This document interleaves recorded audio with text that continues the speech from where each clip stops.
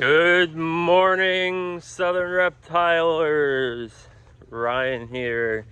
Just actually heading out bright and early to my vet, Dr. Gillen. Unfortunately, it's not all sunshine and rainbows. As you can see, it's a little cloudy. And one of my Florida box turtles, unfortunately, has an ear abscess, which is somewhat common in box turtles. They're often found in the wild with ear abscesses. It's basically where it just is puffed up. What the cause is, I do not know, but he is the man with the plan that I call when I need help. So heading over there now and hoping for a little bit of help. And he's a good vet, so maybe I'll get a little footage of what's going on and keep you guys updated. Also have some redfoot babies popping out of the egg right now. So stay tuned and hit that subscribe and hit the like and give me the thumbs up. You know the drill. Thank you. Okay, so real quick before I head out to the vet, some eggs that are popping, quite a few. Okay, we got one redfoot that's fully out of the egg. Second one pipping next to it. So these were all from the same clutch. I don't know why 2 are dated and 4 aren't. I'm not sure. Maybe I found 2 and then maybe I saw a female laying 2 and then I found 4 in the process of digging and didn't know the date or something. But yeah, so 2 hatching there. 2 redfoots, beautiful redfoot. Gonna get it out and soak it.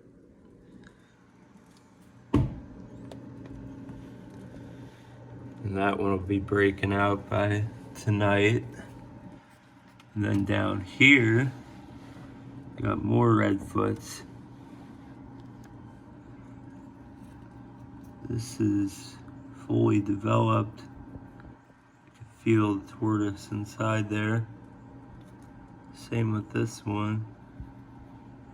I'll move that over here just so they're not spinning around. This one's pipping as well.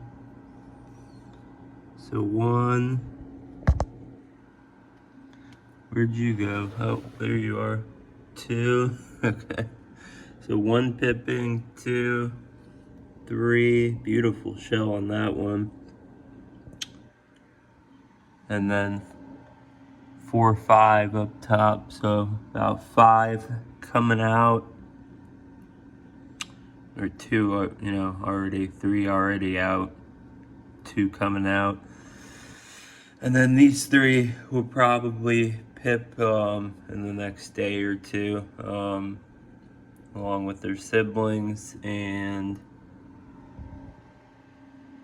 those potentially up there will pip as well. They've all showed signs. When I put the check marks, that's about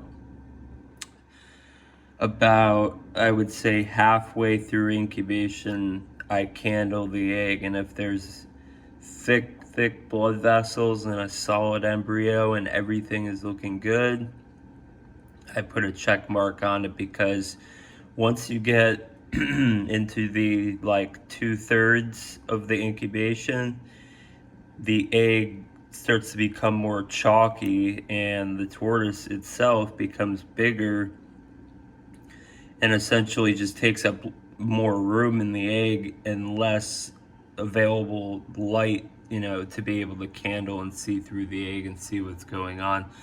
So I put a check mark to give myself an idea of, what's, how far along it's developed and how it's doing. And, because sometimes people look at an egg like this and go, I'm trying to candle it, I can't see anything, it's not hatching. And then lo and behold, a week or 2 later, it finally hatches, So we got several redfoots.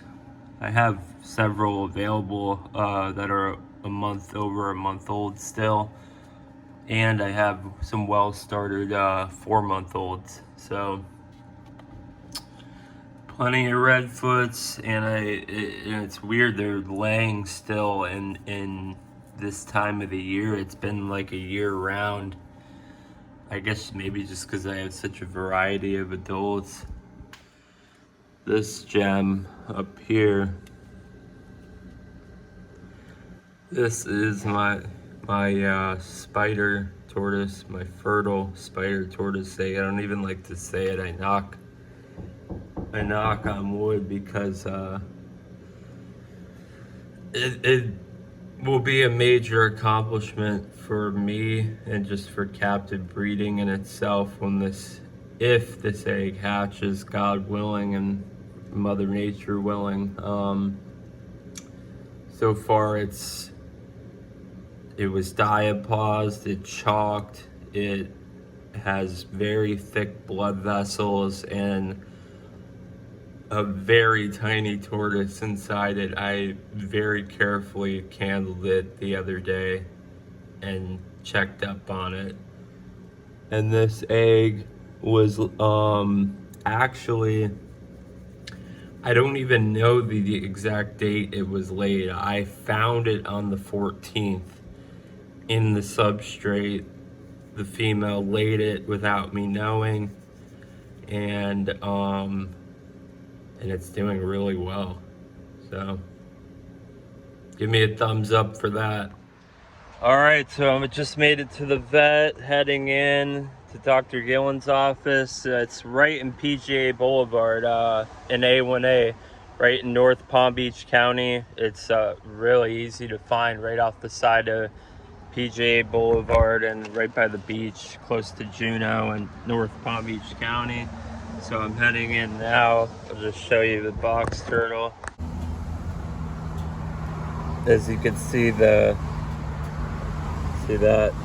on that left side, that obviously should not be puffed out like that. So he's gonna take a look at it and probably drain it, clean it, and get some work done. So we have arrived at the vet, and she did well on the car ride. As you can see, she's a little more active now. That abscess is definitely very puffed out. So Dr. Gillen's gonna come in a moment, take a look at her, hopefully get her fixed up. I'm confident in him, and he's a very honest vet and just straight shooter. He's not, the mechanic that you go in and, you need new brakes and they tell you your transmission's broken and you need a new engine and a whole new car. So, like that, so he's an honest, good guy. So hopefully get her fixed up momentarily. All right, so Dr. Gillen is here and he's just giving her a look over now, and he's giving me a brief explanation on what's going to happen. So yeah, basically what we've got an aural abscess, so an abscess underneath the tympanic membrane here. So you can really see how it's bulging out there.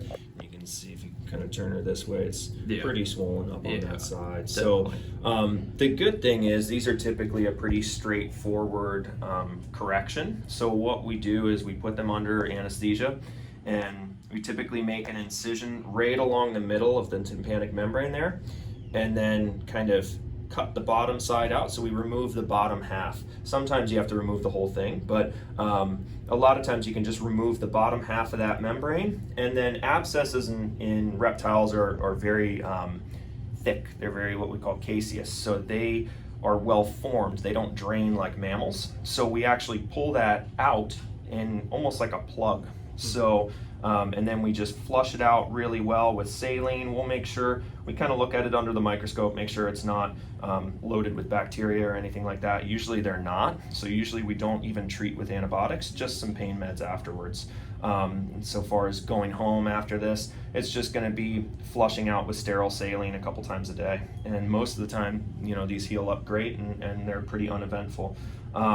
And these are pretty. This is common in the wild. You often find box turtles like this in the wild, from what I've seen. Yep. So the theories vary a lot of times. So especially with the wild box turtles, they're insecticides that can cause the vitamin A levels to decrease, and they get something called squamous metaplasia.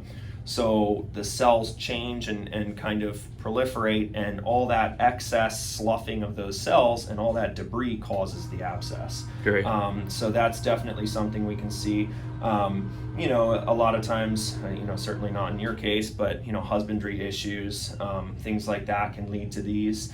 But could have been the also, move, maybe. yeah. I recently moved to the new property. Maybe that stressed her out and Yep. brought it on. And Absolutely. I mean, we can definitely see that, and anything that would cause any kind of an immunocompromised state can cause these too. But otherwise, she's alert and active, Yep. and and she's she's not lethargic, and no, she should do great after this. This should be pretty straightforward for her. awesome. Yeah. So Dr. Dick Gillen's great, very knowledgeable vet, and he's just honest and straightforward. Tells you exactly what you need, and gets the job done. So if you ever need a vet and you're located in the Palm Beach County area, I highly recommend giving him a call at his office, PGA Animal Clinic. Yep. All right. Just got home from the vet, and I went out to the Herman's enclosure and noticed one of my female Hermans was doing the egg laying dance. And I noticed she was hitting some tree roots where she was digging, so I just put her in a tub full of organic topsoil, and she's back to digging less than 15 minutes later. So hopefully gonna get some more Herman's eggs in the next 30 minutes or so. I'll keep you guys updated, but she's definitely digging away.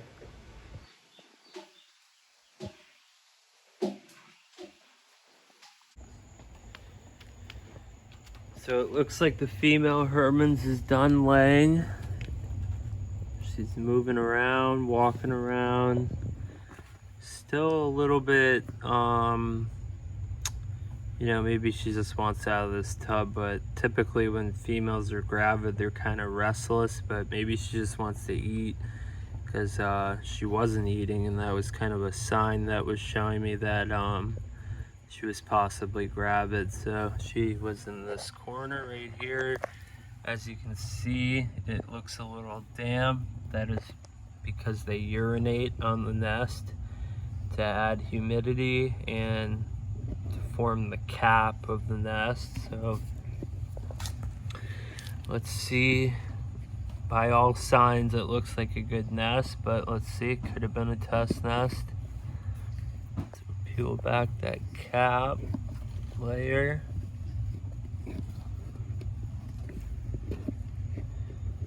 And there's the white spot. That's what we are looking for. Okay.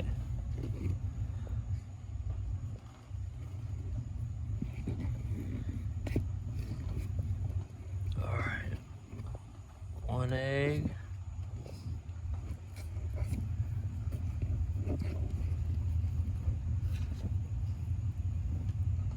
Two eggs.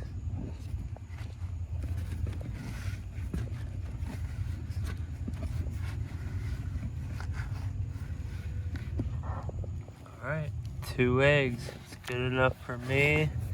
She's not a giant female. She's about maybe 6.5 inches. I have some others that are about 7 and 1/4. So 2 eggs is good by me. Eastern Hermans.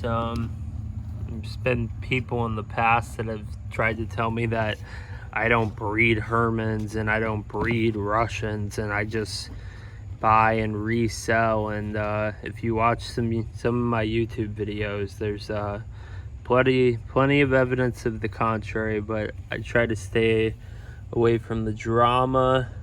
There's drama in every community and group, and I stay away from it. So I do my thing, enjoy my hobby, and take care of happy, beautiful animals like this one right here. All right, guys, procedure is complete. I'm at PGA Animal Clinic going to pick up my Florida box, and the surgery went well. Looking forward to see how she's doing. Just a little shot for you. This is the building, 1973. Right on the other side of these bushes is the entrance to his office, and it's 1973 PGA Boulevard.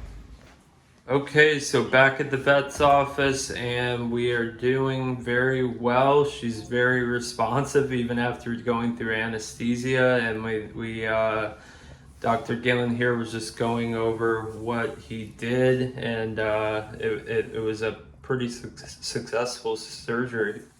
So yeah, you can see from the side, so kind of like we described this morning, just cut the bottom half of her tympanic membrane, so kind of like her equivalent of an eardrum, remove the bottom half of that to allow that to drain and to give us access. So that's how we removed that big abscessed plug. And what she's going home with is just saline flush to flush this twice a day, and also an anti-inflammatory for some good pain control. But yeah, she woke up quite quickly from anesthesia. Actually, she's a tough turtle, so she did great. Yeah, and there was a large hard lump in there that he pulled out. I mean, you could see the difference from earlier today just alone. I mean, there's still inflammation, but it's almost 100% difference, and that swelling is basically almost gone, you know. So incredible job, and thank you, Dr. Gillen, and he does awesome work at a honest, fair price, and I highly recommend to anybody who has reptiles, mammals, dogs, cats,